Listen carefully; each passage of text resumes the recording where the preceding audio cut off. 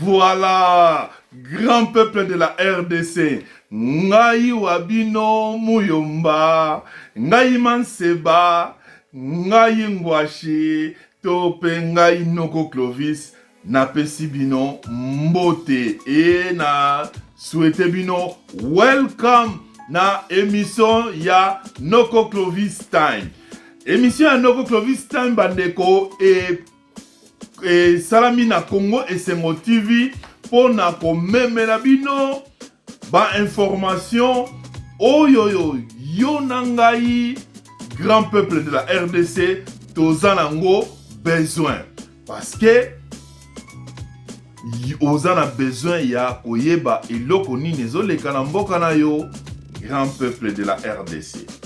Alors, nakei kopesa un grand merci na babone nyonso tu ya Congo et Sengo TV. Nandeko yo zali kokende ko s'abonner, na pesi yo merci.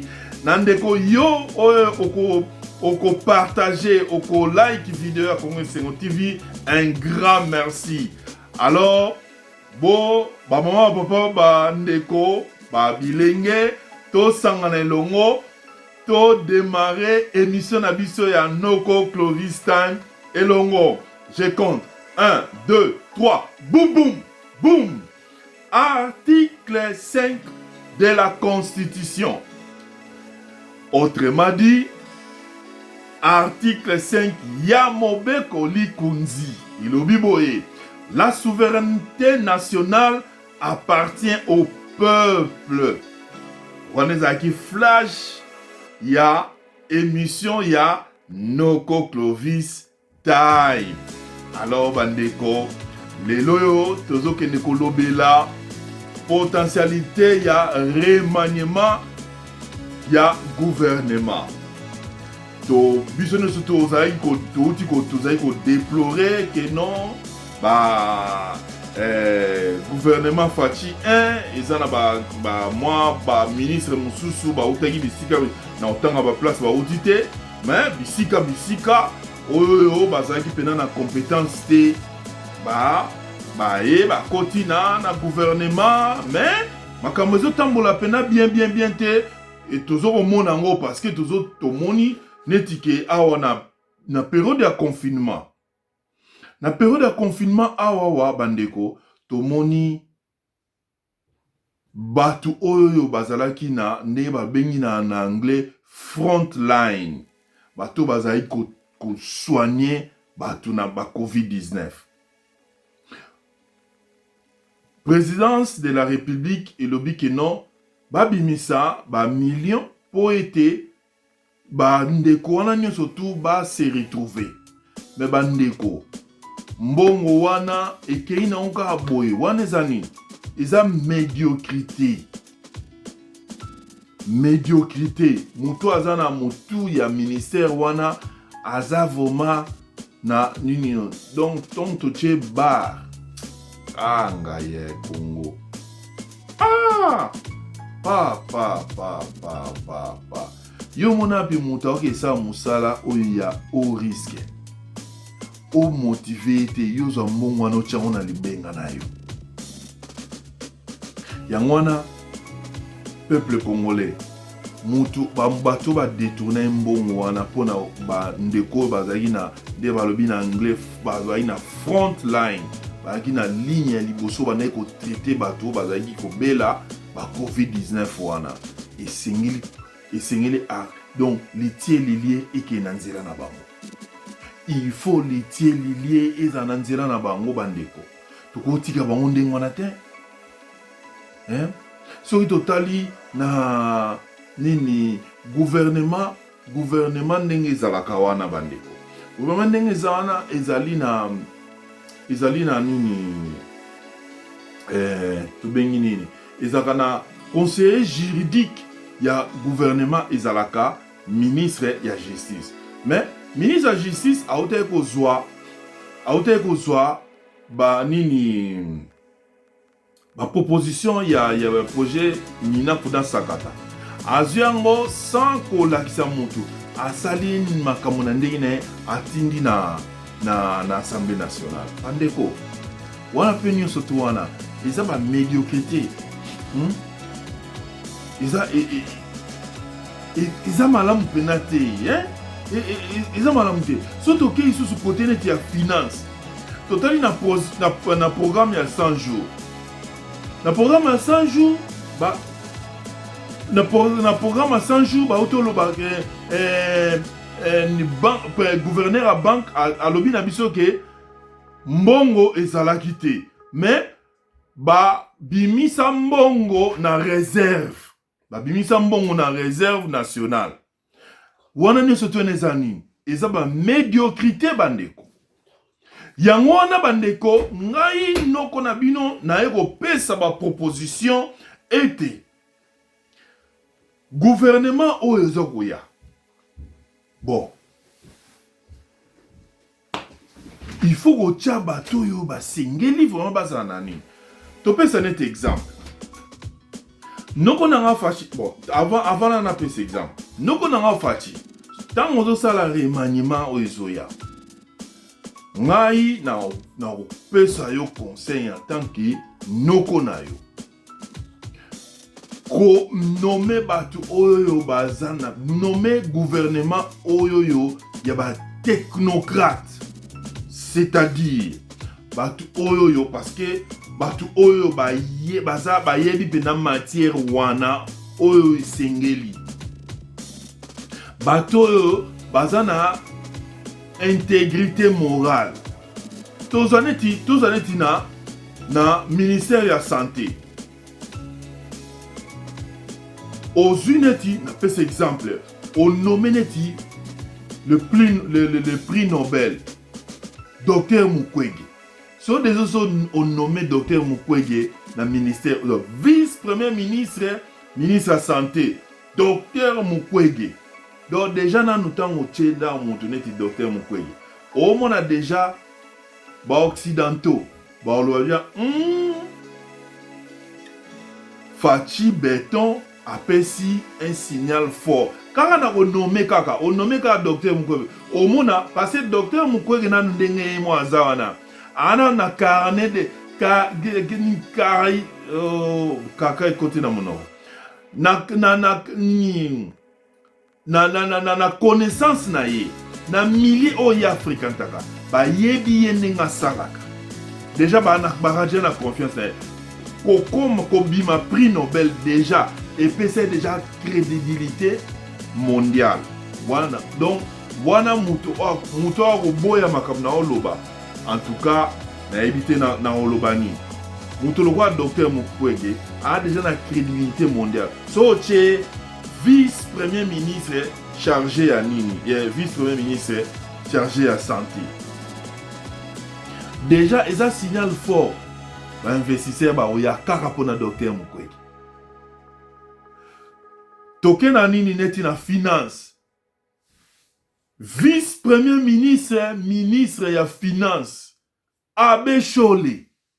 Bon, bozomo bino bande tango ba occidentaux topé ba investisseur. Tango ba yo déjà Abe Chole na ministère ya nini ya finance. Au sangi c'est un kaka. Banque et tout Abe Chole ye moko.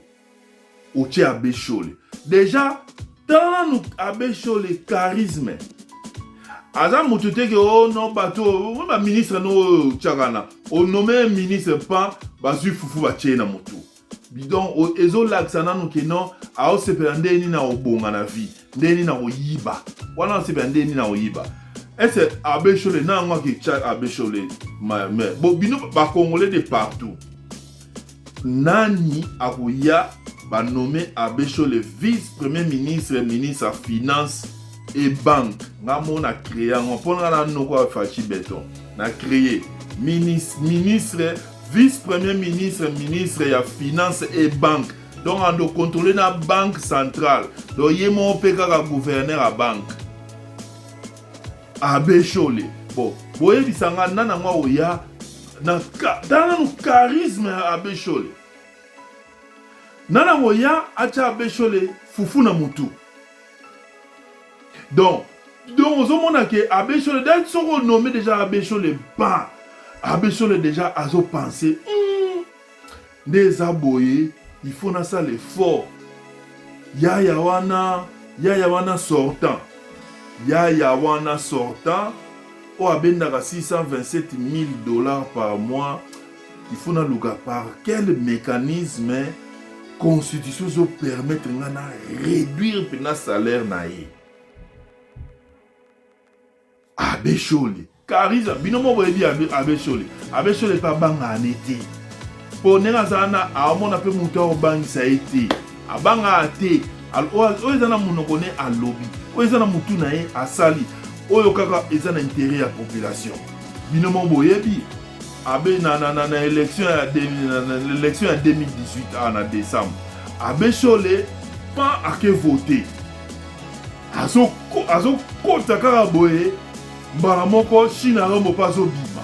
China rambo aloba na yeke yo omekate ko publier ba résultat. Mais bon mona asa Abbé Chole banga.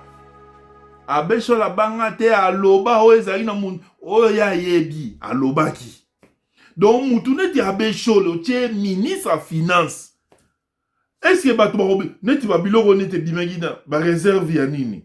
Ya ba réserve d'échange.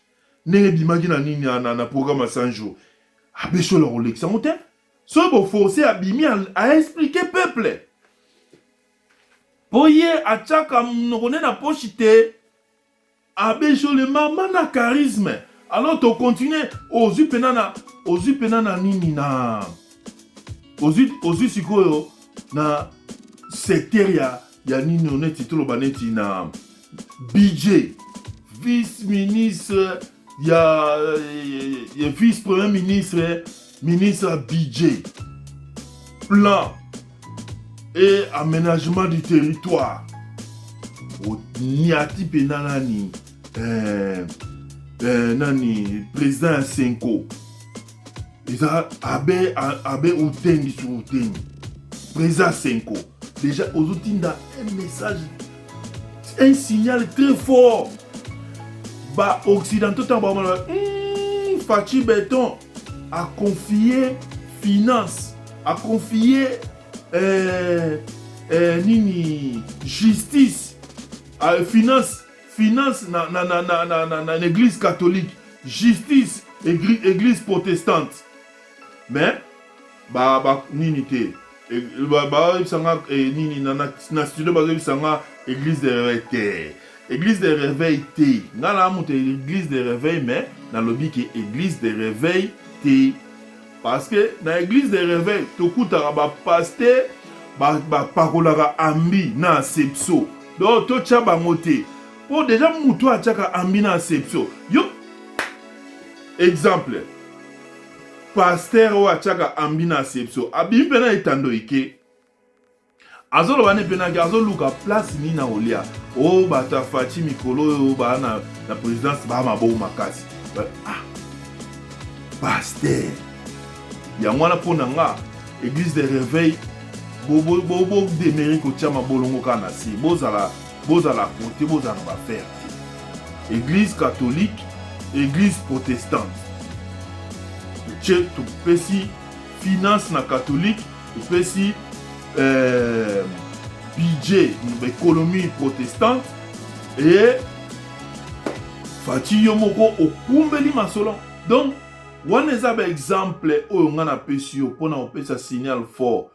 Yangwana, Moutouneti Abbé Chole, Moutouneti président Senko. Nana mwaya wo chaye fufu na mutu.